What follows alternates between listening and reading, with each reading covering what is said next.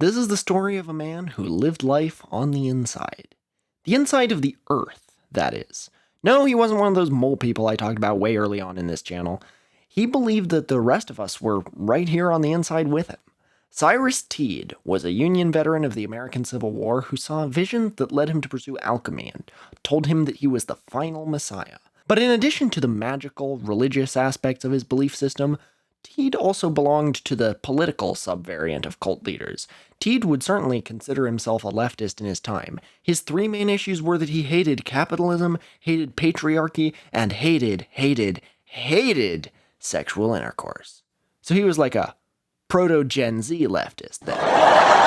Oh, and there was the whole Hollow Earth thing. Teed garnered a small following of primarily women. As they wandered across the United States, they found a final home in, I'm going to give you three guesses, Florida.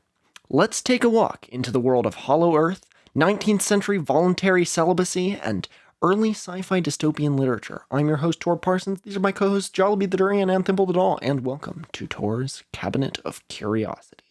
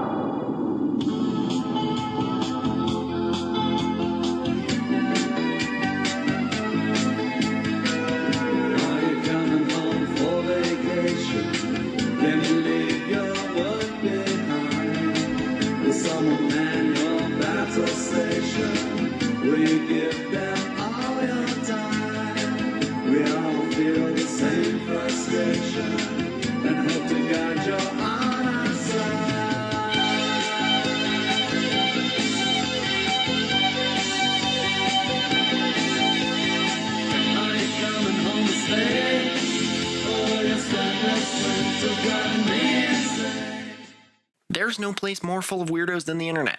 Some of them are fun and Tor's Cabinet worthy, the good kind of weird, like that person who's really obsessed with translating Corbin Blue's Wikipedia page, or Alexander Abian, a mathematician and power user on the early 90s Usenet forums who insisted that all Earth's problems could be solved by blowing up the moon. Others are the bad kind of weird, data brokers who will slurp up your private personal information and sell it to advertisers.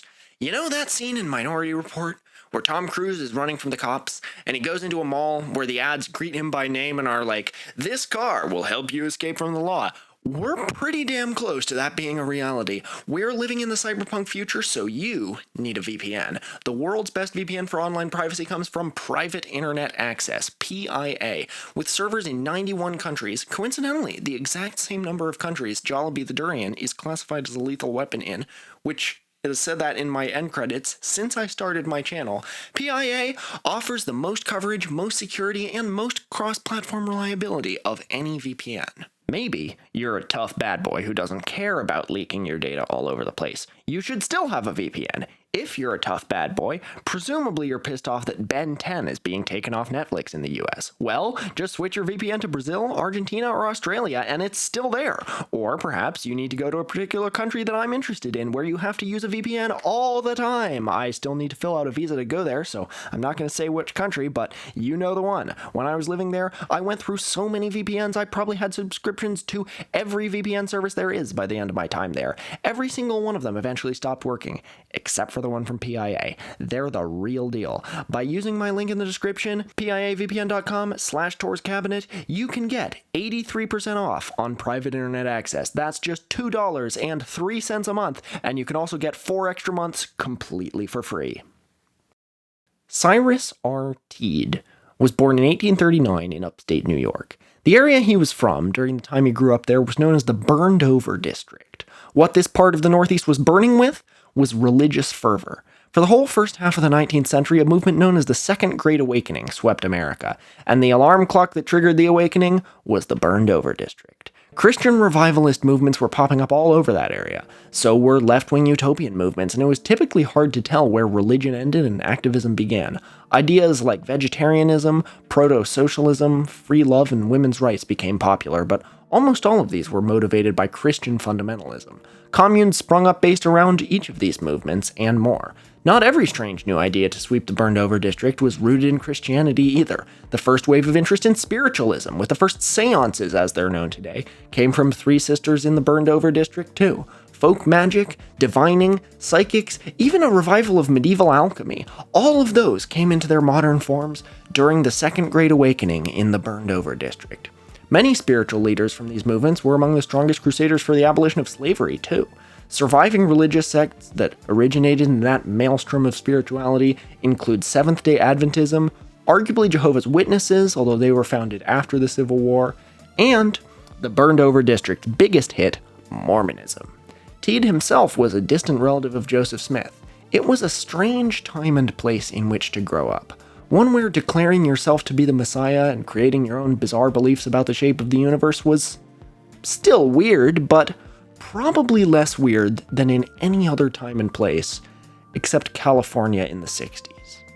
During Teed's life, he was an avid reader of medicine, science, history, alchemy, and religion. He regularly moved in the alternative circles of the Shakers and read the writings of Emanuel Swedenborg. The Shakers were a Christian religious movement that was against sex and who regularly got confused for the pacifist Christian movement, the Quakers. Both Quakers and Shakers, like many sects, originally didn't call themselves that. Quakers were nicknamed that because their founder told followers to tremble at the word of the Lord, but Shakers literally did, with their chaotic, ecstatic dancing at their church services. Today, there are 2 members of the Shaker sect left. 2. Swedenborg, meanwhile, was a Renaissance-era scientist from Sweden. I love it when people's nationality is part of their name. And while his wide-ranging inventions and discoveries basically made him the Scandinavian Isaac Newton, he was also something of the Scandinavian Joseph Smith, announcing a divine revelation at age 53 and devoting the rest of his life to his strange pseudo-Christian spiritual beliefs. Newton had strange pseudo-Christian spiritual beliefs too, come to think of it, but he didn't try to start his own sect out of it. Swedenborg did. Possibly his most unusual and distinctive belief was that the second coming of Jesus had already happened and we just didn't notice. An idea that some Second Great Awakening cult/revival movements borrowed, although what people thought the implications of saying this were varied. The Quakers, the Shakers, and the Swedenborgians all predated the Second Great Awakening and didn't originally come from the burned-over district, but their ideas were hugely influential on almost everything that came out of there. Cyrus Teed, knowledgeable about all these beliefs, was drafted into the Civil War, where he served as an army doctor, until he was discharged from the Union Army for a presumed medical disability in 1863. Not clear what that was. He then went to Eclectic Medical College of the City of New York, my second episode subject who is a graduate of an Eclectic Medical College, and after graduating, returned to his hometown of Utica to practice medicine. Electricity was new in those days, and like many new technologies, quacks began claiming it could cure diseases. Teed was very interested in the medical use of electricity and did dangerous high-voltage experiments in his house. During the winter of 1869-1870, Teed claimed to have a mystical vision, which he called an illumination. He wrote about it 20 years later, stating that it occurred in his electro-alchemical library, which, I mean, I'll be honest, when you've got an electro-alchemical library, where else would you expect to get a mystical vision?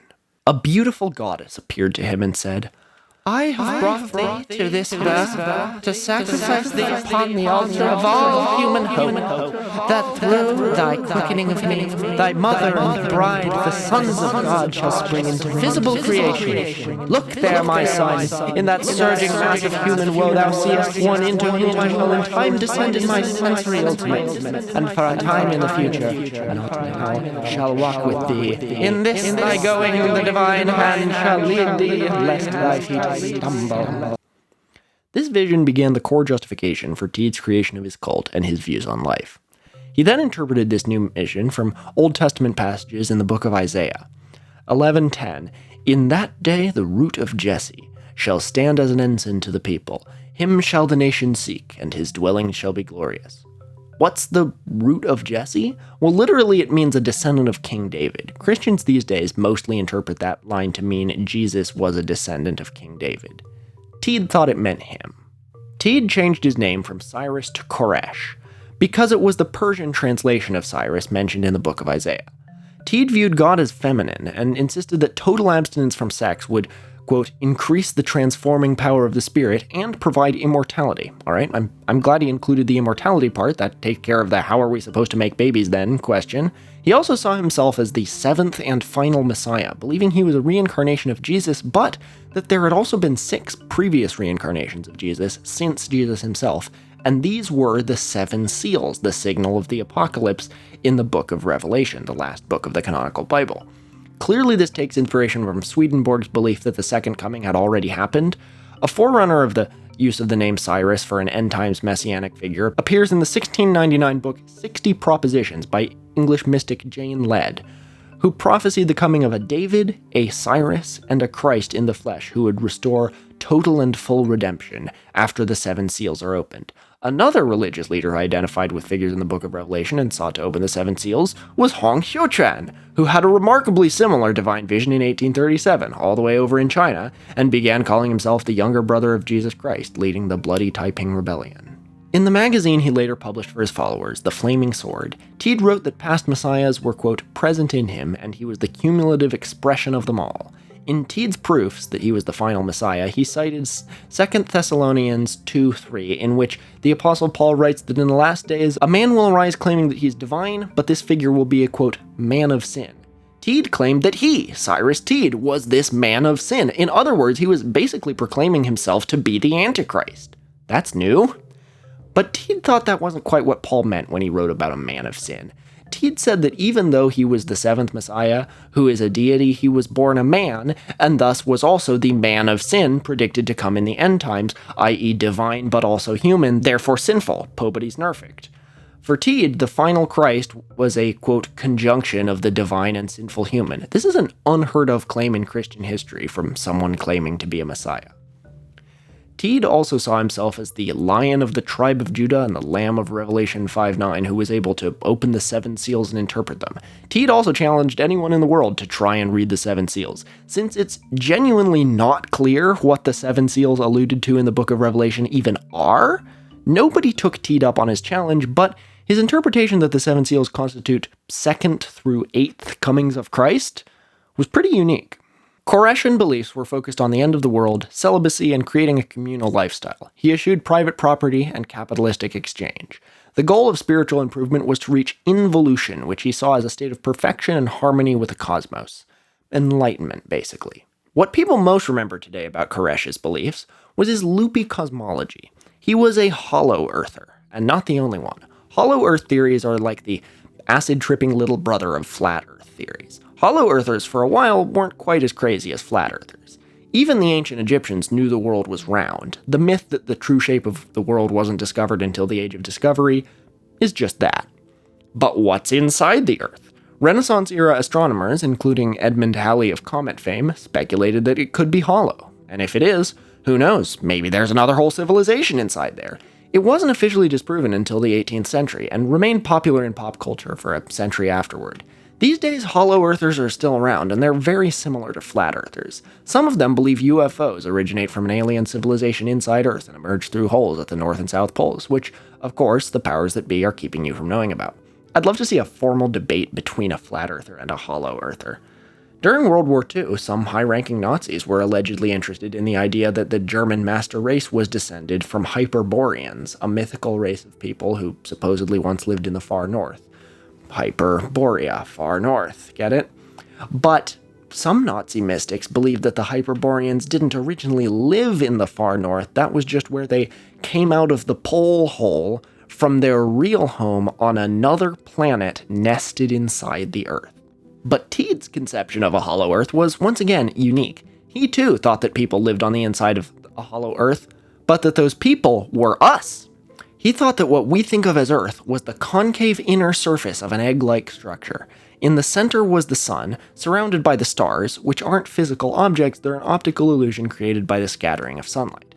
If you shot a rocket far up enough into the air from the US, in Teed's cosmology, you'd eventually zip past the sun and then splash straight down into the Indian Ocean on the opposite side of the Earth from America. Teed's idea of the sun was like the rotating beam of a lighthouse, only giving out light from one side, which is why it's night on one side of the Earth when it's day on the other side.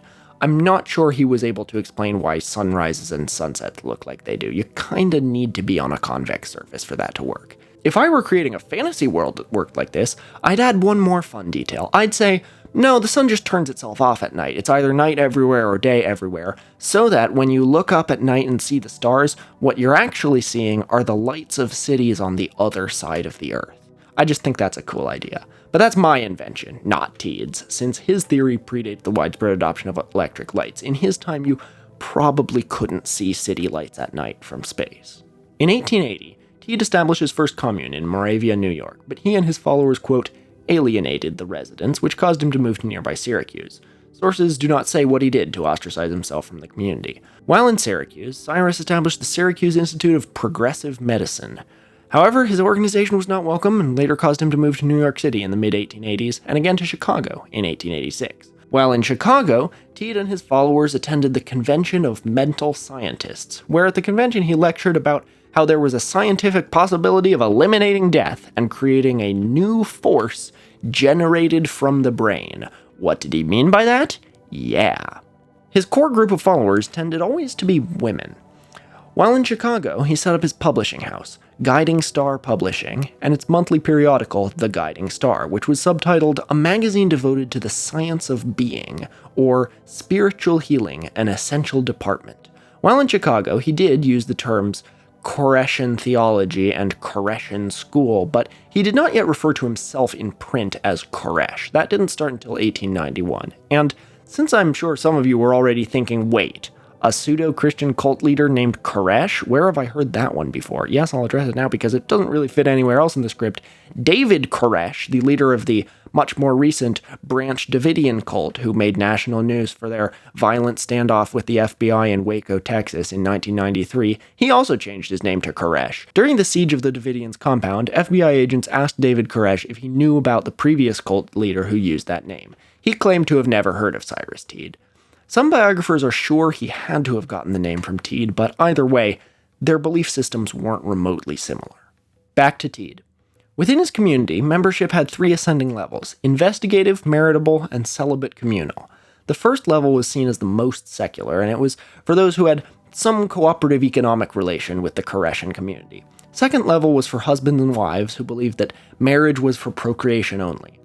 Third level was for those who were church leaders and where most members of the community belonged. They weren't allowed to marry or have sex at all. In 1890, Teed traveled the U.S. preaching his message, where he noted in San Francisco that ladies represented the bulk of his hearers, and that he was the reincarnated Messiah, in which he was promised to come for the final redemption of the race. Meaning the human race, I think. He did try to establish a community in the Bay Area, of course. If anything is the new burned-over district, it's the Bay Area, but it was short-lived. Around the same time, the labor movement and early socialism were growing, especially in industrial cities like Chicago. 19th century progressive activism in America was heavily tied up in fundamentalist Christianity. Some of the most forceful anti-slavery and women's rights campaigners were fire and brimstone Christians. Even the early Mormons were strongly against slavery, and they only adopted their famous, long-standing ban on black clergy members once they were well established in Utah, in a bid to seem more normal to the rest of America, in hope it would get Utah statehood.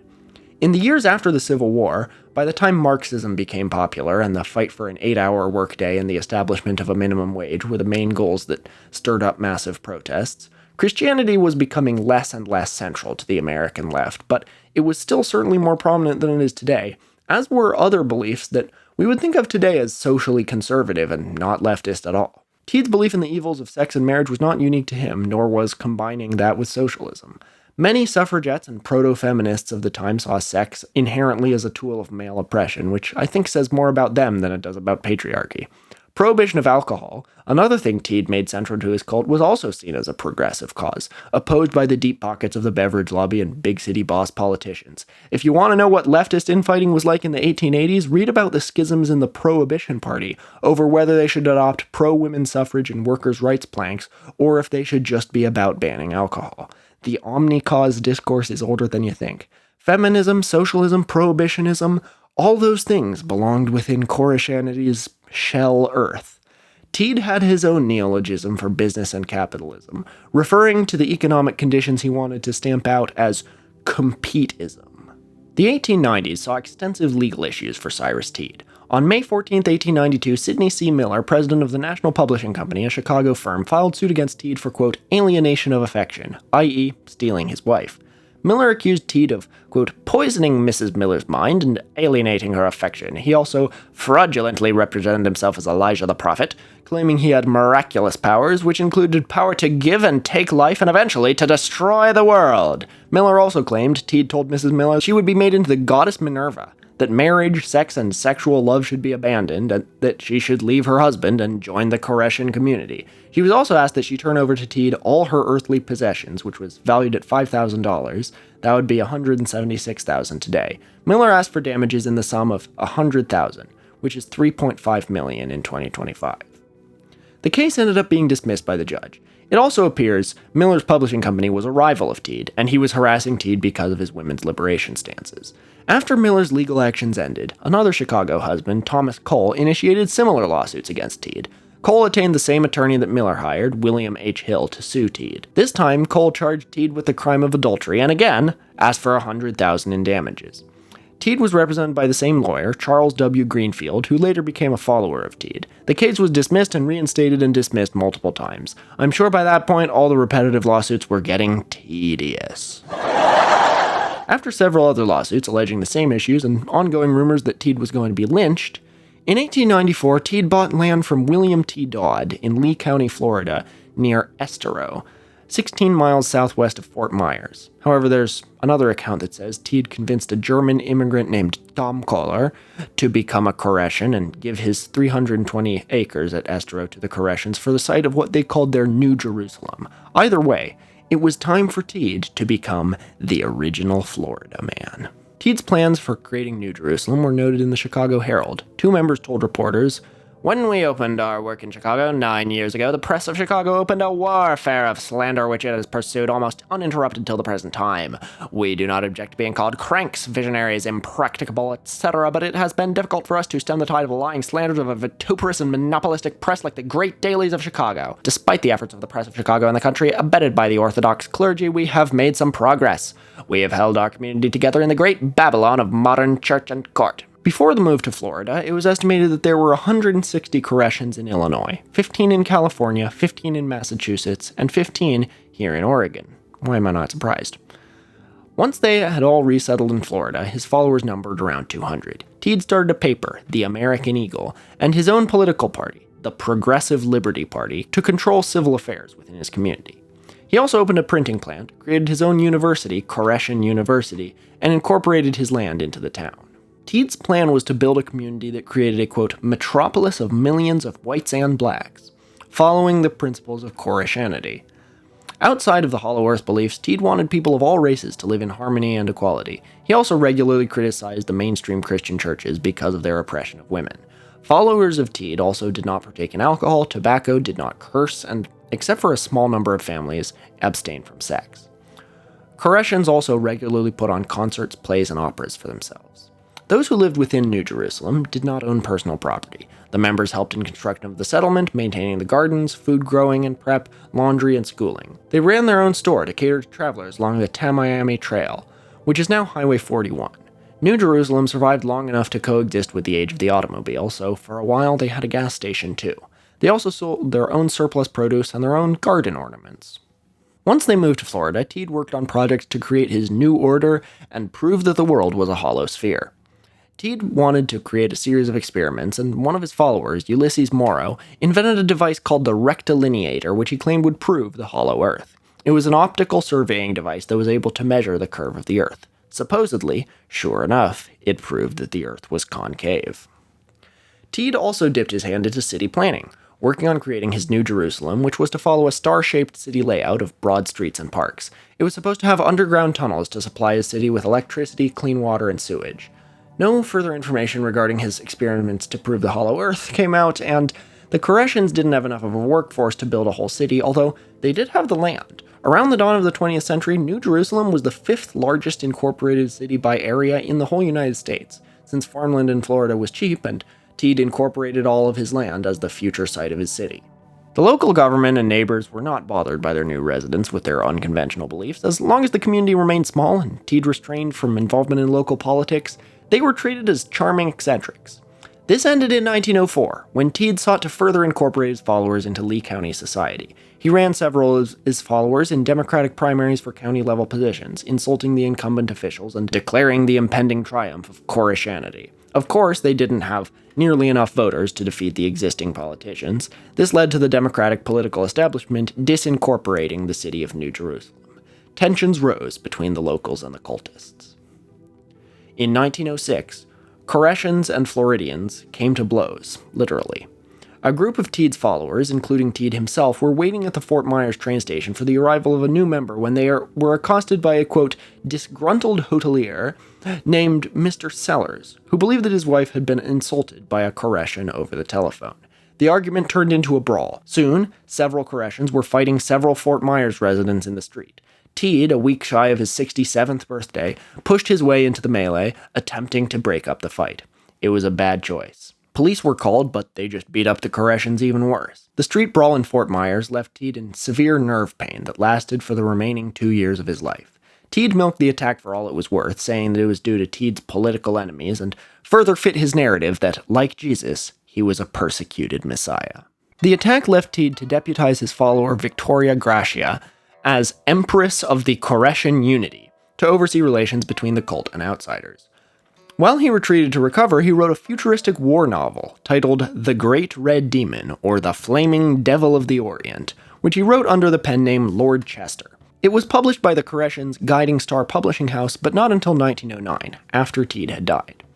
The title is a reference to the dragon who appeared in the 12th chapter of the Book of Revelation, in which a woman clothed with the sun is flung by the monster's tail from heaven to earth, and her son is prophesied to battle the forces of Satan, represented by a 7-headed, 10-horned dragon.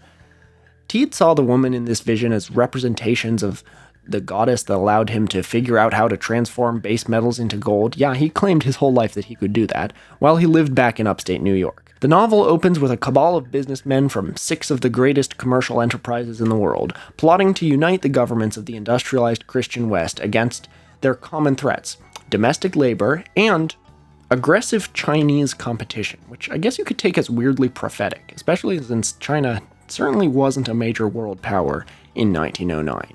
It takes place in 1988 and is set in New York, where powerful monopolies create huge concentrations of wealth inequality between the classes.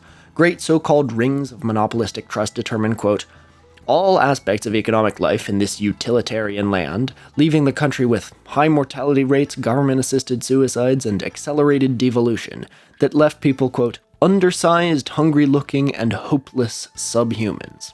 The story follows the International Brotherhood of Destruction, which is a fun name for a supervillain team, but they're actually the good guys. What they plan to destroy is the oligarchy and the Chinese.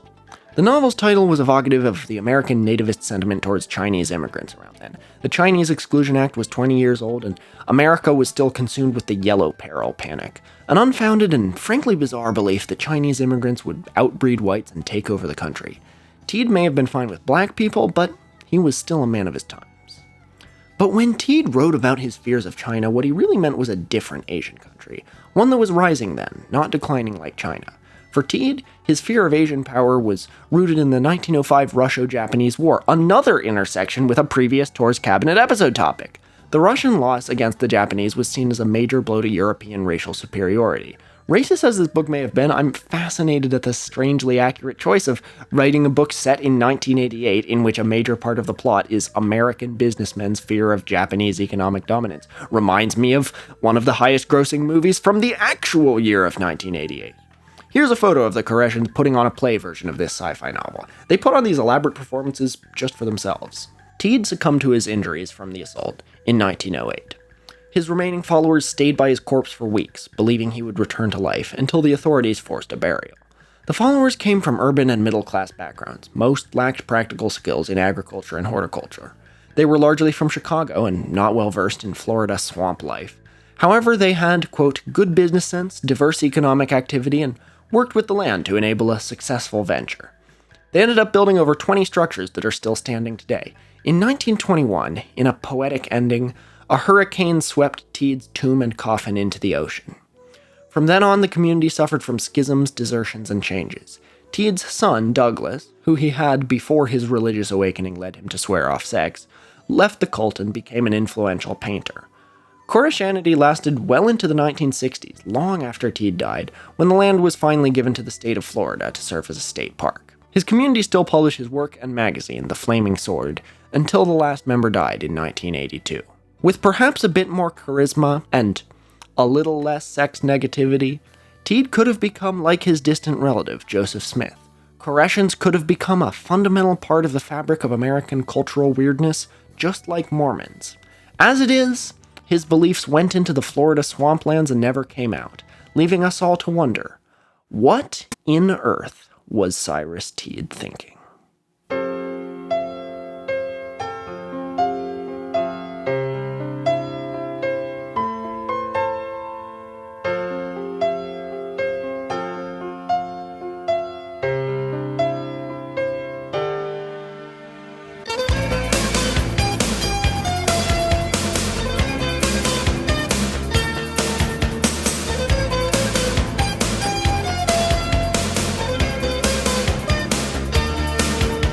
Believe in something right, but you do something wrong. A loaded question will break your bones. What puts you on your knees? You paint the walls in red, the color of your heart, but the men engraved